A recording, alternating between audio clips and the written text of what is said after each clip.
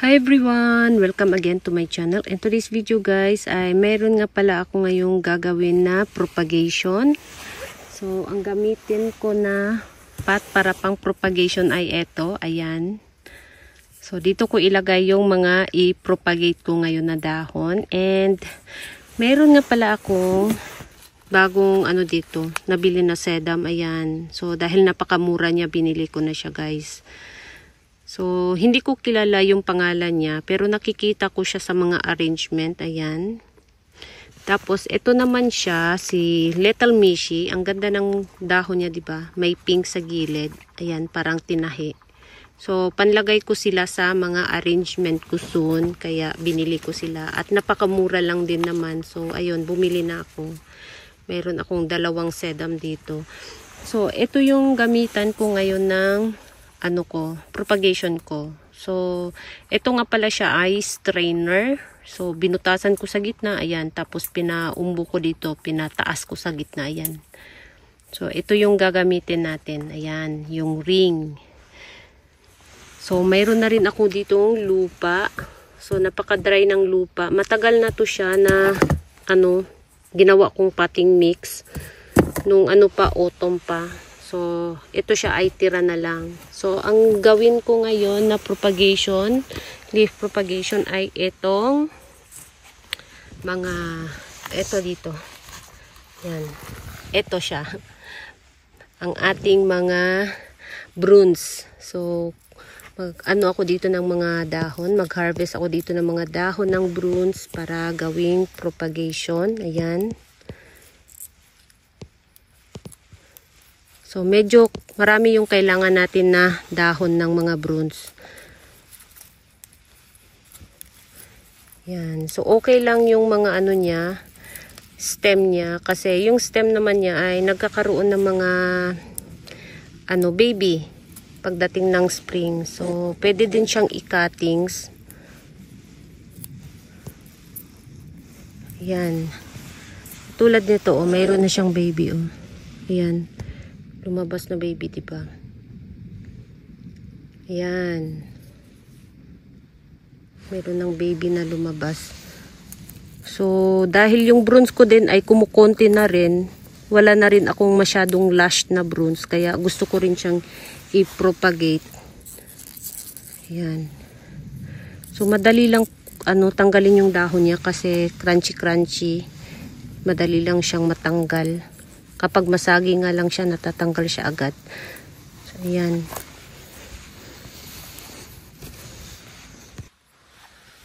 So, ayan. Medyo nakalbo na yung ating bruns.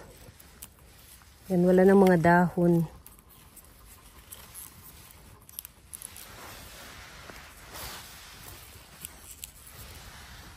Ayan. Nakalbo na yung ating bruns. So, ito na yung mga nakuha kong mga dahon. Ayan. Medyo marami din yung dahon. And, yan, tingnan natin kung mag-success ba tayo dito. So, lagay muna natin dito. Yan, yung mga dahon. And then, lagyan natin ng lupa.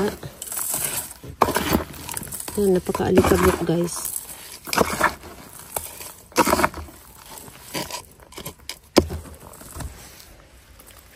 Yan, meron na tayong lupa. Tapos,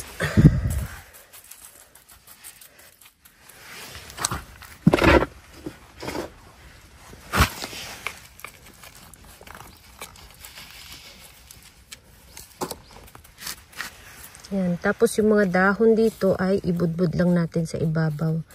Yan. Diba, napakadali.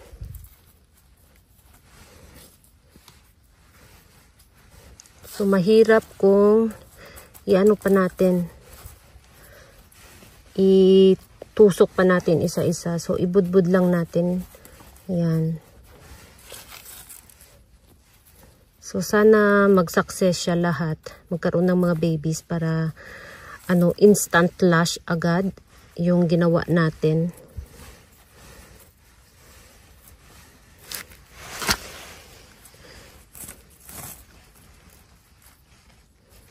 Yan, medyo, itong parang hindi na siya pwede. Tapon na natin.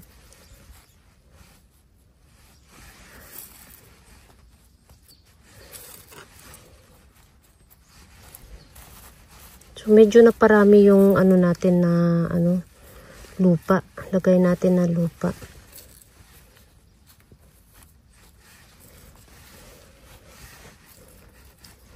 So, yung okay lang yun, yung bagong harvest yung dahon, medyo basa pa yung dito sa niya. Okay lang yan. Kasi yung ginamit ko namang lupa ay napaka-dry. So, okay lang na i-direct na natin siya sa lupa. Yan, tusok agad siya.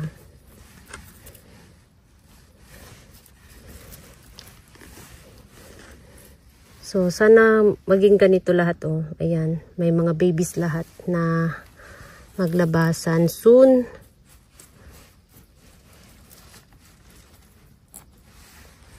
Kasi ang ganda, ang cute kapag sabay-sabay na lumabas. Tapos maliit pa, 'di ba? Pero kapag medyo nagkaroon na siya ng stem, kailangan na talaga siyang i-cuttings.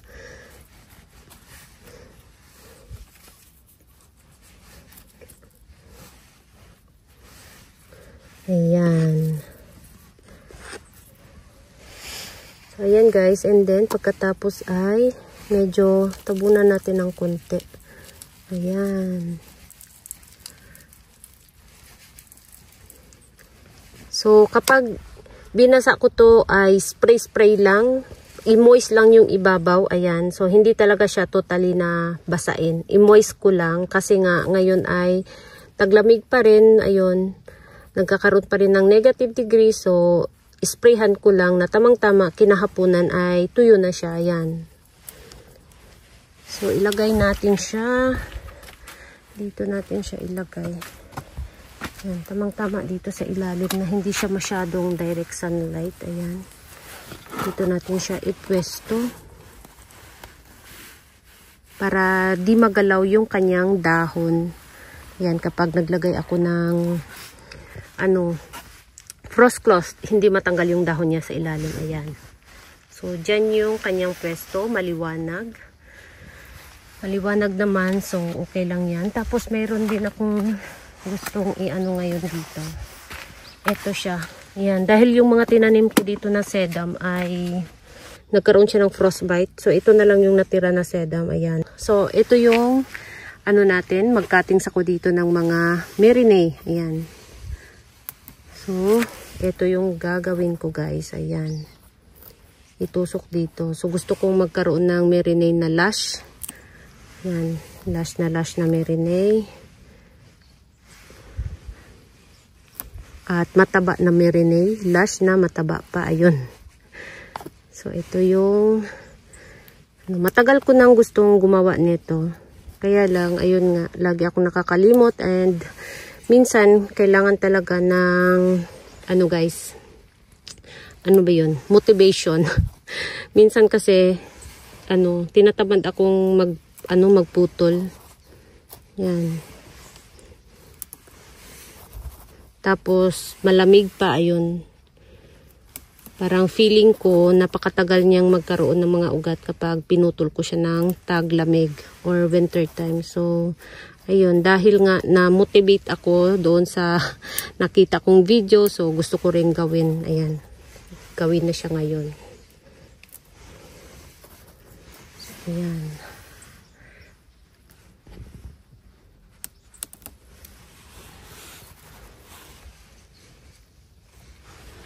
So, ito siya, binili ko lang dati guys na bumili ako ng arrangement na napakaliit na arrangement. Tapos ito, nakahalo siya. So, ang ginawa ko, pin-propagate ko sa dahon. Ayun, nag-propagate ako sa dahon. Lahat ng mga, ng mga succulents ko, nung nag-umpisa pa lang ako, ay propagation talaga sa dahon. So, nag-start lang ako sa mga dahon-dahon. Ayun, propagation. Pinag-aralan ko yung mga propagation sa dahon. And then, ayun, dumami siya ng dumami. And then, doon ako nag-umpisang bumili ng mga echeveria, ayun, mga echeveria variety. So, madalas talaga yung, nag-umpisa pa lang ako mag-succulents, mag-alaga ng succulents. Nag-umpisa talaga ako sa mga, yung mabilis lang, alagaan, madali lang alagaan. Tapos, dahil konti pa lang yung mga succulents ko dati, ayun, pinapasok ko sa bahay. Lahat sila pinapasok ko sa bahay. Tapos, ang sunod naman na taon, ayun, second year ng pag-aalaga ko ng mga succulents dahil nga yung mga pinropagate ko sa dahon ay dumadami at lumalaki na siya. Ayun, sa labas naman ng bahay. Tinransfer ko naman sa labas ng bahay. Tapos, ang dami ko pang mga ginagawa na ano, kapag winter na, may takip na kumot, may takip na plastic, para lang talaga hindi siya masira sa winter. And then, ayun, unti-unti ko nang napansin na okay naman pala kapag ganito. Basta hindi ko lang siya diligan. Kasi kapag first timer ka talaga guys, mainganyo ka talagang diligan. Lalo na kapag yung dahon niya nakita mong nangulubot. Nako, gustong-gusto mo na talaga siyang diligan. So, ayun, malakas ako magdilig nung first timer pa lang ako, second timer, ayun. Malakas ako magdilig ng mga succulents. So, ngayon, medyo hindi ko na masyadong inaalagaan. Hindi ko na masyadong dinidiligan, ayan. So, kapag nakita ko lang, ayun, na yung dahon niya ay talagang kailangan ng tubig, ayun, dinidiligan ko siya. So, minsan, kahit nangungulubot na siya, hindi ko pa rin dinidiligan. Lalo na kapag, mataas yung temperature or mababa yung temperature, ayun. So, lagi akong tumitingin, nag-check araw-araw sa temperature kung ano yung temperature sa madaling araw. Kapag summer naman, anong temperature kinabukasan, ayun. Lagi kong chine-check. Araw-araw yun. So, ganun siguro talaga kapag nag-alaga ka ng succulents. Kailangan updated ka kung mainit ba today or malamig bang today, mga ganon. So, ayan. So, kapag sabay-sabay itong lumaki, ayan, magiging lush na to guys.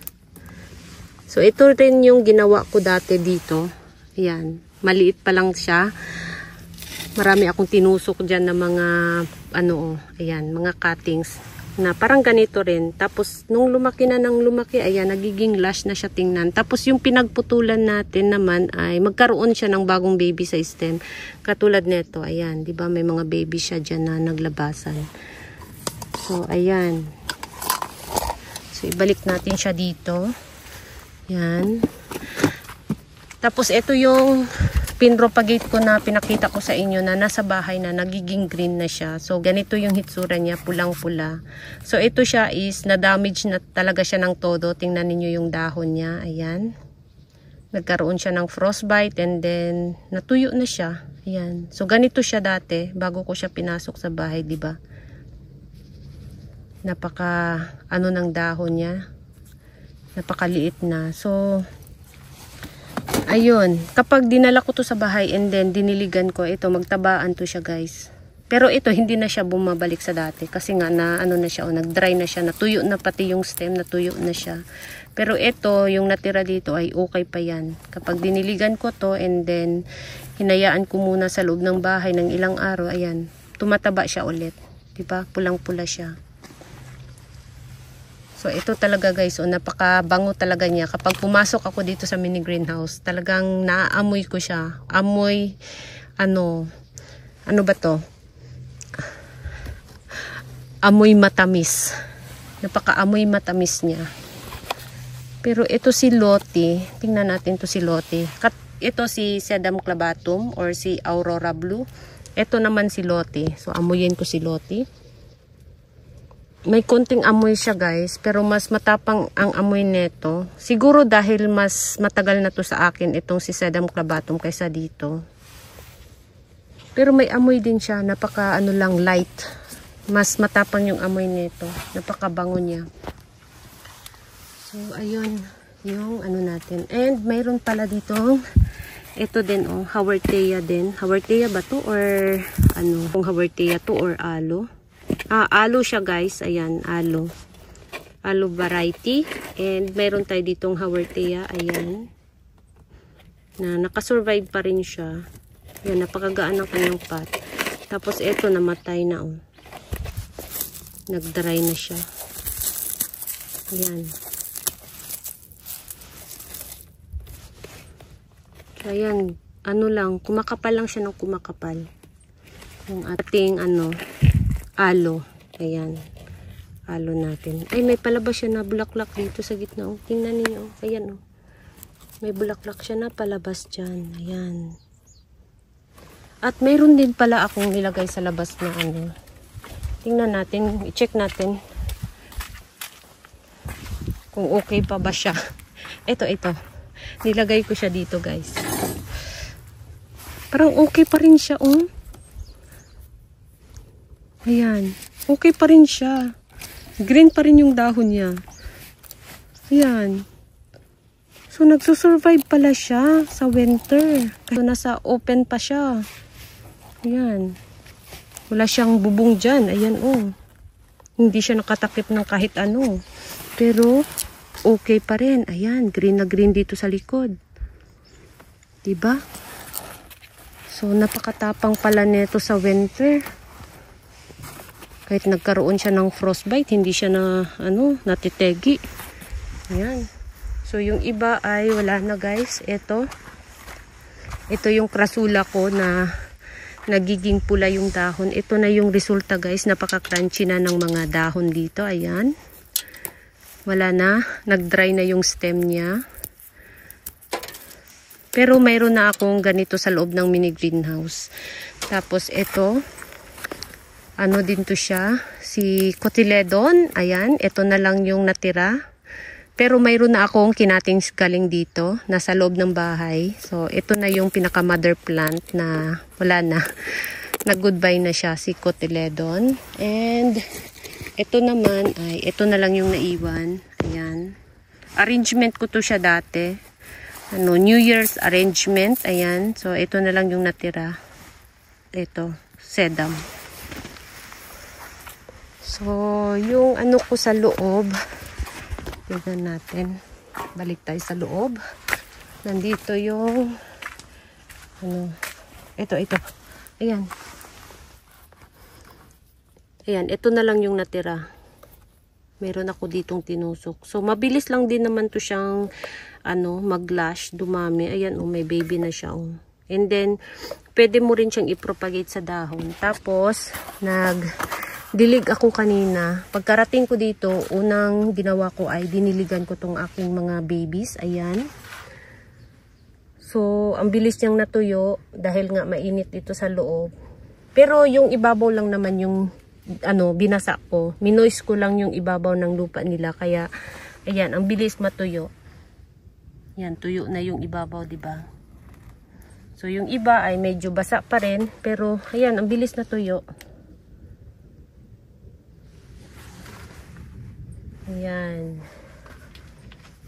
Dito, ayan, basa pa rin. Yung mga dahon sa ibabaw, ayan, basa pa rin.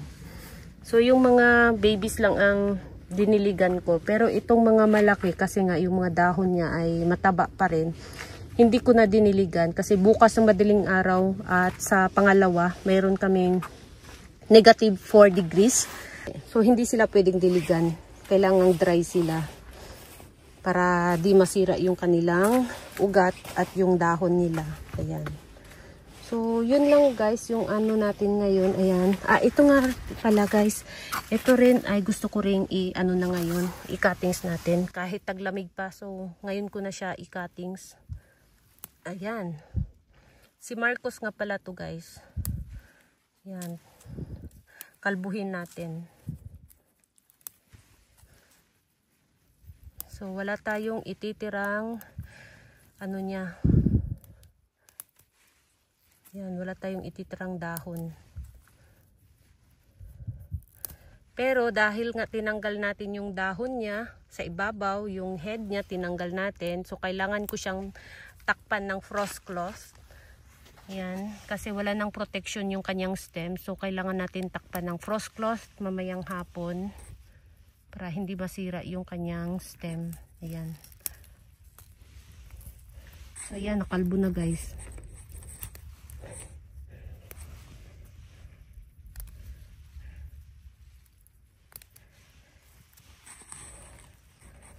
Ayan, kalbo na ang ating Marcos. And then, ito yung natanggal natin. Medyo marami yung natanggal natin. Ayan. Tapos, dahil wala pa akong pot, ay dito muna sila. Ayan, patuyuin ko muna sandali yung kanilang mga stem. Dahil wala pa akong pot, maghanap muna ako ng pot na pwede nilang pagtaniman. Ayan, dito muna sila. Ayan yung ating Marcos. So, yun lang guys. At i-update ko kayo kapag ano na yung hitsura nila. Ayan. So, makikita nyo naman sa mga video ko. Kasi ipapakita ko rin to lagi. Ayan. Kung ano na yung magiging resulta niya. Ayan. So, yun lang guys. Thank you so much for watching. And please don't forget to subscribe and like to my channel. Sa hindi pa nakapag-subscribe, please subscribe my channel. At i-click nyo na rin ang bell button para ma-update kayo pag nag-upload ako ng bagong video. Ayun. Thank you so much for watching and see you in my next video. Bye-bye!